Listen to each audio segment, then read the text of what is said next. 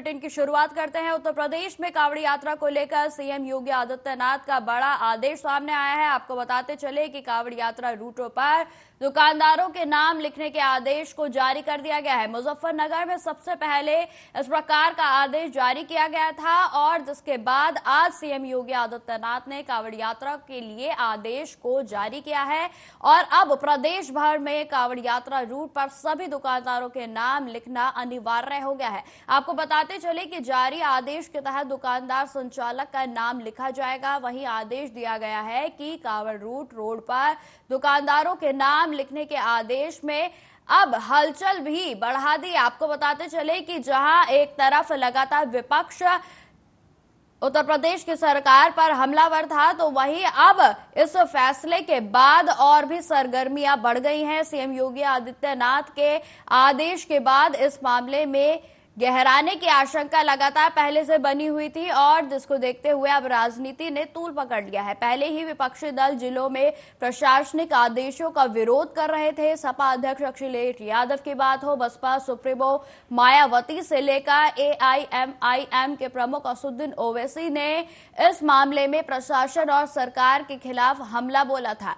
दरअसल आपको बताते चले कि मुजफ्फरनगर में कांवड़ रूट पर दुकानदारों के नाम लिखने का आदेश जारी किया गया था और इसके बाद सहारनपुर रेंज के डीआईजी ने सहारनपुर और शामली में कांवड़ यात्रा रूट पर दुकानदारों के नाम लिखने को अनिवार्य किया और अब सीएम योगी आदित्यनाथ के आदेश के बाद इसे पूरे प्रदेश में लागू किया गया है।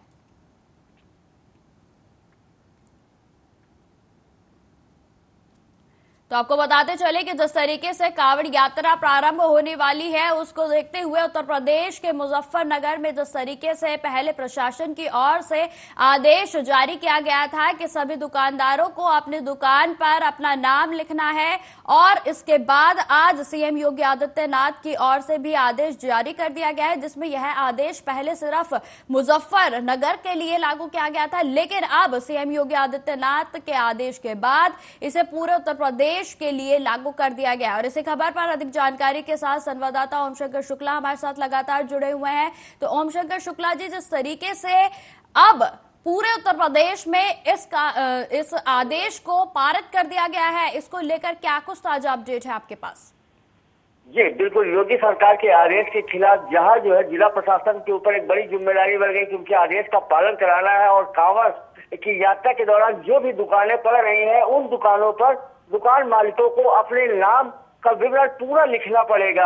हालांकि इसको लेकर सियासत भी चालू हो चुकी है। अखिलेश यादव हो, चाहे वो असदुद्दीन ओवैसी हो या मायावती हो, तो उनकी प्रतिक्रिया हो रही है कि ये धर्म के आधार पर बांटने की साजिश हो रही है। लेकिन अगर देखा जाए तो अगर आम जनमानस की बात की जाए तो उनके एक खुशी की लहर है। कहीं ना कहीं ये जो गैर समुदाय के लोग हैं, ये टीका लगा के हाथ में कलावा बांध के गुड्डू, मुन्ना, पप्पू इन नामों से अपनी दुकानें खोलते हैं और उसके बाद कोई शंकर जी का फोटो लगाए है, कोई गणेश जी का फोटो लगाए है, कोई अगरबत्ती कर रहा है, धूप बत्ती कर रहा है, तो कहीं ना कहीं अपने निजी लाभ के लिए वो जो है कांवड़ यात्रियों को गुमराह करते हैं ताकि उनके होटल में रुके और वो जलपान करें।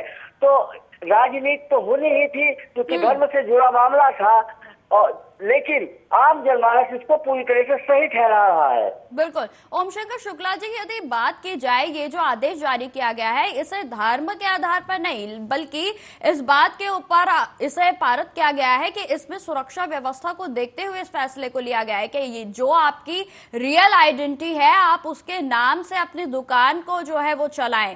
तो इसमें ना जाने मुझे समझ नहीं आ रहा है कि इसमें आपत्ति कहाँ है। ओम शंकर शुक्ला जी।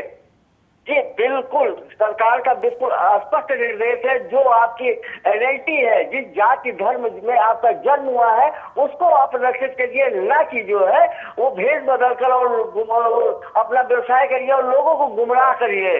तो ये बिल्कुल एक सराहनीय कदम है और जनता की राय ये है कि इस पर राजनीति नहीं होनी चाहिए। आप अपनी जो है ओरिजिनल आइडेंटिटी के साथ अपना व्यवसाय करिए, सरकार आपके साथ खड़ी हुई है। अब ये जिला प्रशासन के सामने एक बड़ी चुनौती है क्योंकि परसों से ही सावन का पहला सोमवार है और कांवड़ या जो है वो जल लेकर आएंगे मार्गों से, तो निश्चित जिला प्रशासन के सामने एक चुनौती है। लेकिन आम जनमानस इसको सराहनीय कदम बता रहा है सरकार की तरफ से। बिल्कुल ओम शंकर शुक्ला जी, आप लगातार जो है उत्तर प्रदेश में बेहद ही सक्रिय संवाद आता है और आप पल पल के अपडेट्स हमारे तक पहुंचाते रहते हैं। मैं आपसे जानना चाहूंगी कि इस आदेश के बाद जमीनी स्तर पर किस तरीके का माहौल दिख रहा है। अगर दुकानदारों की बात की जाए तो दुकानदारों के बीच इस वक्त किस तरीके का माहौल है? नहीं, जो हिंदू दुकानदार है वो तो पहले से लिखे हैं। दिक्कत सिर्फ उनको हो रही है जो दूसरे समुदाय के दुकानदार जो है होटल, ढाबा और चाय की दुकान इस तरह के अपने व्यवसाय कर रहे हैं। और चूंकि ये जो है हिंदू धर्म की आस्था से जुड़ा हुआ त्योहार है, सावन का सोमवार पूरी देश में जो है वो शिवालयों में लोग जो है वो गंगा जल लेके जाते हैं और भगवान शिव को जो है जल अर्पित करते हैं। तो उनके तो एक खुशी की लहर है। कहीं ना कहीं इस तरह के जो है छदम भेषधारी लोग है उनसे कहीं ना कहीं एक धार्मिक आस्था उसको भी चोट पहुंचाते हैं अपने सिर्फ थोड़े से पैसे के लाभ के लिए। हालांकि जिला प्रशासन जो है वो सरकार के निर्देशों का पालन कराने के लिए पूरी तरह से जुट चुका है। जी, अगर बात की जाए ओमशंकर शुक्ला जी, पहले ये जो आदेश है वो केवल मुजफ्फरनगर में ही इसको पास किया गया था, इसके आदेश दिए गए थे और उसके बाद से ही राजनीति जो है वो अपने चरम पर पहुंचने लगी थी और आज सीएम योगी आदित्यनाथ के द्वारा इसे प्रदेश भर में आदेश को पारित करने के आदेश दिए गए हैं। तो अब क्या लगता है कि अब जो राजनीति है वो अपने किस चरम रूप पर पहुंच सकती है? देखिए, धर्म से जुड़ा हुआ मामला है, आस्था से जुड़ा हुआ मामला है, तो निश्चित ही जो है वो सरकार के हर फैसले पर विपक्ष जो है वो अपनी आपत्ति जताएगा। लेकिन अगर लोगों की राय मानी जाए तो लोगों ने कहा है ये सराहनीय कदम है। अगर आपकी जो भी ओरिजिनल आइडेंटिटी है उसके साथ आप जो है अपनी दुकान खोलिए या व्यवसाय करिए तो इसमें किसी भी दल को, राजनीतिक दल को कोई दिक्कत नहीं होनी चाहिए। अगर उन्होंने कहा कि रहीम खान की फल की दुकान है तो रहीम खान नाम लिखने में क्या बुराई है? जिसको लेना होगा वो खरीदेगा, जिसको नहीं लेना होगा वो नहीं खरीदेगा। लेकिन अपनी जात, धर्म और मजहब को छुपाकर जो व्यवसाय किया ये करेगा उसके खिलाफ कड़ी कार्रवाई की जाएगी। जी, ओमशंकर शुक्ला जी, जिस तरीके से इस आदेश को लागू करने के लिए जो पारित किया गया है, अब हो सकता है कि यहाँ पर जो प्रशासन है उनके लिए ये बेहद ही बड़ा चैलेंज है, क्योंकि इतने बड़े स्तर पर इस बात का फैक्ट चेक करना कि किसकी आइडेंटिटी ठीक है और किसकी नहीं है, ये भी एक बहुत बड़ा चैलेंज है प्रशासन के लिए। जी हाँ, प्रशासन के लिए एक बड़ा चैलेंज है क्योंकि समय कम है। लेकिन जो है सभी हमारे जनपद की बात करी जाए तो जिलाधिकारी से लेकर पुलिस अधीक्षक जो है वो कांवड़ यात्रा के दौरान जो रास्तों में गड्ढे हैं उनको सुधारने के लिए संबंधित विभागों को निर्देश दे दिया गया है। और उनका जो मुख्य उद्देश्य है कि वो दुकानों पर जो है अपने नाम की ओरिजिनल आइडेंटिटी के साथ नेम प्लेट लगाए। तो जिला प्रशासन जो है वो सरकार के निर्देशों का पालन कराने के लिए पूरी तरह से मुस्तैद है और उसके लिए संबंधित विभागों को निर्देश भी जारी कर दिए गए हैं। तमाम जानकारी के लिए आपका बहुत बहुत धन्यवाद।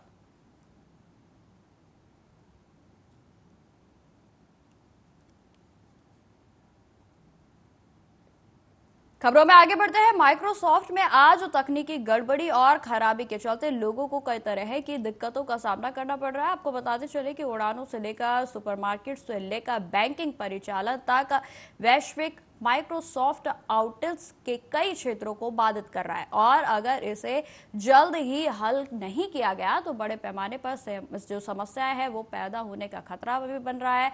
आपको बताते चले कि भारत में लगभग सभी एयरलाइंस विस्तारा, इंडिगो, स्पाइसजेट और आकाशा एयर तकनीकी समस्याओं का सामना कर रहे हैं जो कि बुकिंग, चेक इन और उड़ान अपडेट को प्रभावित कर रहे हैं। वहीं आपको यह भी बताते चले कि साइबर सिक्योरिटी एक्सपर्ट पवन दुग्गल ने कहा कि यह कहीं ना कहीं एक ग्लोबल घटना का प्रतीक है और इस तरह की घटनाएं ज्यादा से ज्यादा आने वाले समय पर देखने को मिल सकती हैं। ये एक प्रकार का साइबर आक्रमण भी हो सकता है, साइबर टेरर का एक नया प्रतीक है, क्योंकि देखिए इस तरह से इस घटना से पूरी दुनिया भर में हड़कंप मचा हुआ है। वहीं आपको बताते चले कि मामले पर नागरिक उड्डयन राज्य मंत्री मुरलीधर मोहोल का भी इस पे बयान सामने आया है जिसमें उन्होंने कहा कि माइक्रोसॉफ्ट आउटेज पर उनके द्वारा जानकारी देते हुए कहा गया कि माइक्रोसॉफ्ट की क्लाउड सर्विसेज जो है वो डाउन होने के कारण हमारे एयरलाइंस की ग्राउंड ऑपरेशन में कई तरीके की दिक्कतें सामने आ रही हैं और जिसे जल्द ही ठीक कर लिया जाएगा। आगे उन्होंने क्या कुछ कहा आप सुनिए। माइक्रोसॉफ्ट की क्लाउड सर्विसेज डाउन होने के कारण सभी सेवाएं में दिक्कतें आ रही है। हमारे देश में भी हमारे एयरलाइंस सर्विसेज जो उसमें ग्राउंड ऑपरेशंस भी ब्रेक हुए हैं, लेकिन मैन्युअली अभी उस पर काम चल रहा है। डीजीसीए और मिनिस्ट्री ऑफ सिविल एविएशन उसका मॉनिटरिंग कर रहे हैं।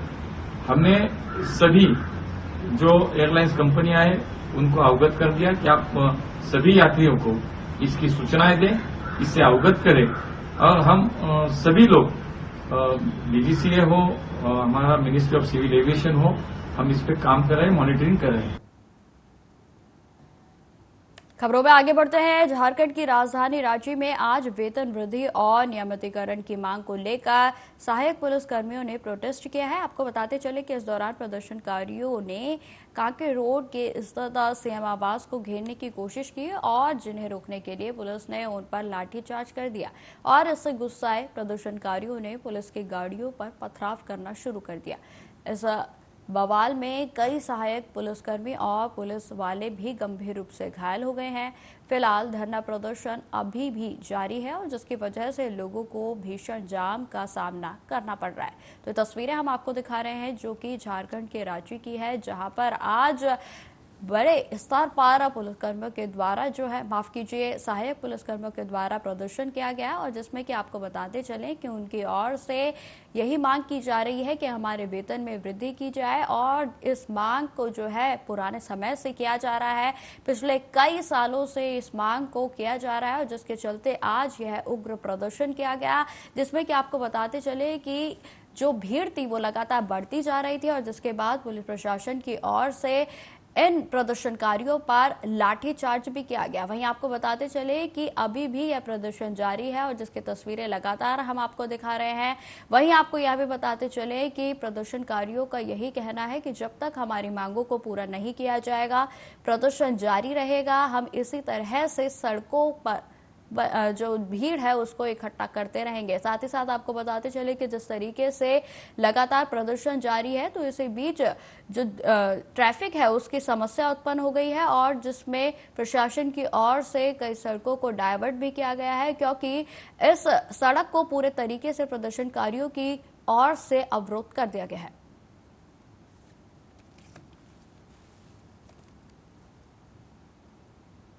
दिल्ली सरकार में मंत्री आतिशी ने कहा कि केंद्र सरकार का बजट देश के अलग अलग हिस्सों से जो लोग टैक्स देते हैं उसका समावेश है। इस टैक्स के योगदान में दिल्ली के लोगों का एक बड़ा हिस्सा है। दिल्ली के लोग 2 लाख करोड़ रुपए से ज्यादा इनकम टैक्स देते हैं। 25,000 करोड़ रुपए से ज्यादा सेंट्रल जीएसटी में देते हैं और जब दिल्ली वाले 2.5 लाख करोड़ रुपए का टैक्स देते हैं तो दिल्ली वालों का हक बनता है कि उसमें से कुछ हिस्सा हमें वापस मिले। आगे उन्होंने क्या कुछ कहा, आप सुनिए। दिल्ली के लोगों के टैक्स का एक हिस्सा दिल्ली की सरकार के पास आता है जिसमें स्टेट का जीएसटी कंपोनेंट, वैट इत्यादि शामिल है। ये पिछले साल की अगर हम इसकी संख्या देखें तो ये 35,000 करोड़ लास्ट ईयर दिल्ली के लोगों ने दिल्ली की सरकार को टैक्स दिया। ये 35,000 करोड़ कहां पर लगा?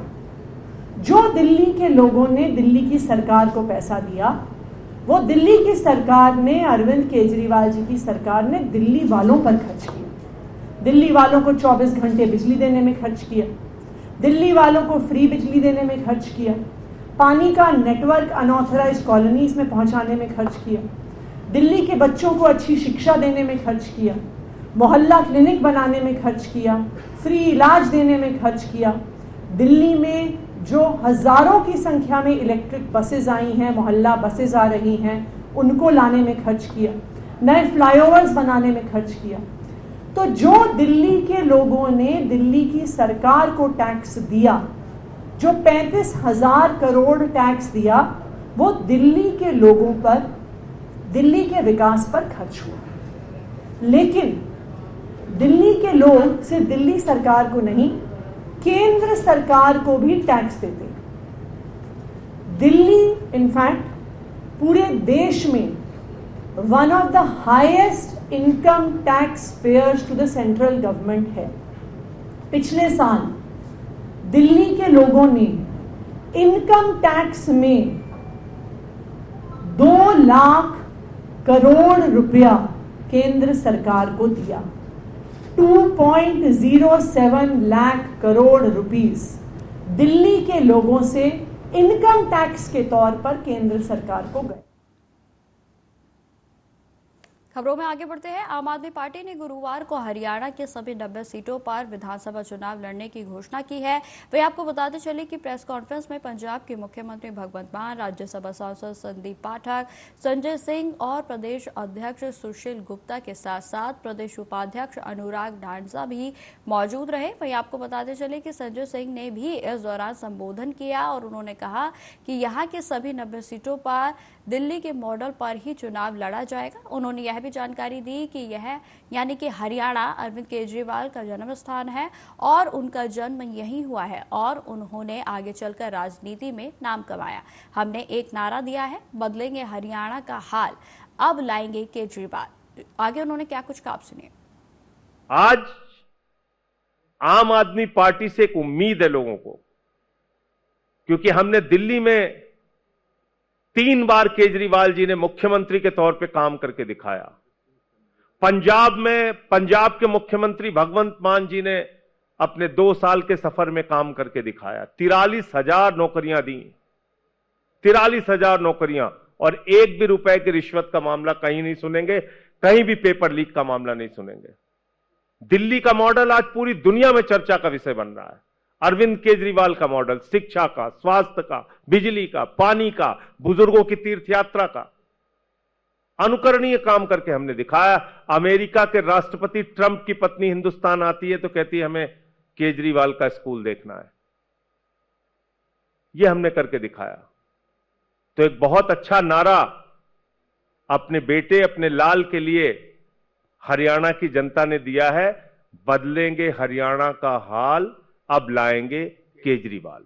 आज हम एक बहुत बड़ी अनाउंसमेंट करने जा रहे हैं आम आदमी पार्टी की तरफ से, क्योंकि आम आदमी पार्टी एक नेशनल पार्टी बन चुकी है।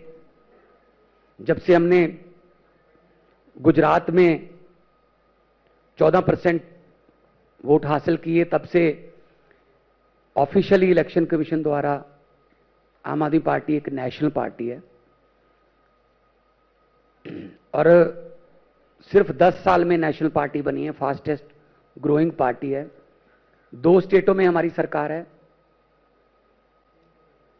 5 एमएलए हमारे गुजरात में हैं, 2 एमएलए हमारे गोवा में हैं, सिंगौली में हमारा मेयर है, चंडीगढ़ में हमारा मेयर है, एमसीडी हमारे पास है, राज्यसभा के पंजाब से हैं, 3 हमारे दिल्ली से हैं। तो एक बहुत अच्छी हाजिरी लोकतंत्र के सभी संस्थाओं में हमारी है। तो हमारी पार्टी ने फैसला किया है कि आने वाले दिनों में हरियाणा में इलेक्शन आ रही है, तो आम आदमी पार्टी पूरी ताकत से हरियाणा की इलेक्शन लड़ेगी, विधानसभा की। किसी के मन में भी ये संदेह है कि आम आदमी पार्टी कैसे चुनाव लड़ेगी हरियाणा में, तो हमेशा के लिए मैं ये स्पष्ट कर देना चाहता हूं कि आम आदमी पार्टी ऐसा चुनाव लड़ेगी हरियाणा में कि दुनिया देखेगी। आज से पहले तक ऐसा द्वंद्व न कभी हुआ होगा और ना ही शायद कभी होगा। आम आदमी पार्टी सरकार बनाने के लिए चुनाव लड़ेगी, हर सीट पर चुनाव लड़ेगी, हर बूथ पर चुनाव लड़ेगी, पूरी ताकत से चुनाव लड़ेगी। मैं आपको बताना चाहूंगा कि लगभग 6,500 हजार ऐसे गांव हैं जहां पर हमारी छोटी छोटी सभाएं, मीटिंग, जिसको हम बदलाव जनसंवाद कहते हैं, लगभग 6,500 गांवों में बदलाव जनसंवाद हो चुका है। और इन छोटी छोटी जनसंवाद में एक ही चीज निकल के आ रही, बदलाव बदलाव बदलाव। जनता यही कह रही है बार बार कि भाई कैसे भी करो इस बार बदलाव। तो फिलहाल इस बुलेटिन में इतना ही। देश दुनिया की तमाम खबरों की जानकारी के लिए बने रहे हमारे साथ। नमस्कार।